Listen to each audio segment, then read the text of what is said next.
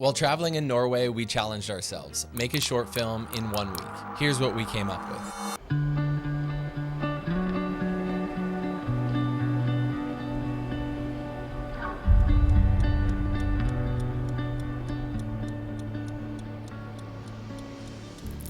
If you had just 7 days to live, would you keep scrolling? Keep waiting for the right time? We wouldn't. We'd say the things we've been holding in.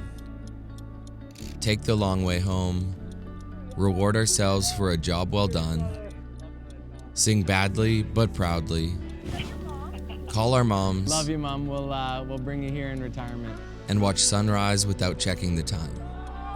We'd live like it's all about to end, because technically, it always is. But here's the twist. What if the countdown already started, and you've got no idea how many days are left? What then?